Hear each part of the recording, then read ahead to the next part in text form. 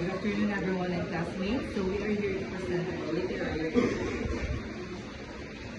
So what is literary theory? Literary theory is a systematic study and body of ideas used to analyze, interpret, and evaluate literature. It consists of methods and ideas used in the practical reading of literary works. The primary goal is to help identify structural elements, context, and deeper meaning of a work. So in literature, theory is a framework or set of tools used to evaluate, interpret, and understand a piece of writing. It allows us to look at the story not just for what happens, but for what it says about power, gender, psychology, or history. So next is major literary theories. First is formalism. Formalism concentrates on literary devices and the internal structure of a text rather than its external context or literary theory. So it only focuses on the text itself, like grammar, style, structure without outside context. So the next is structuralism. Suggests that because language is unstable, text lack a single fixed meaning instead of focusing on repetition.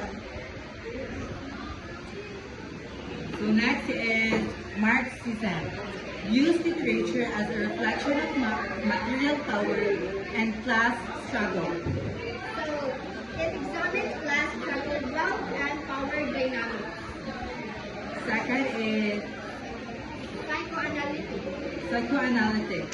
Explores the subconscious motivations, fear, and desires of authors or characters using theories from Freud or Lacan.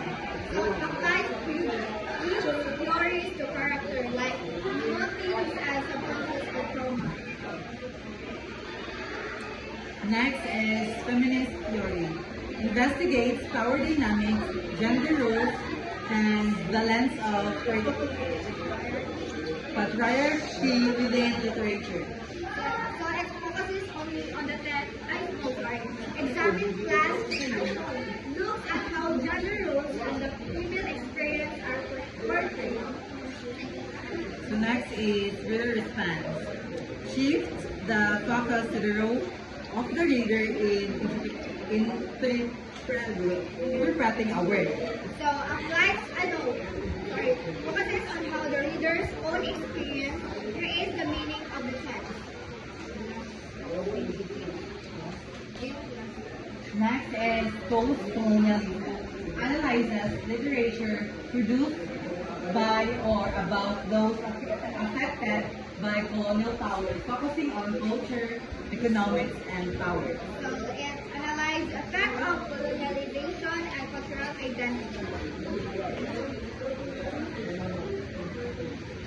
And the one is deconstruction. Looks for contradiction in the text to show that language is unstable.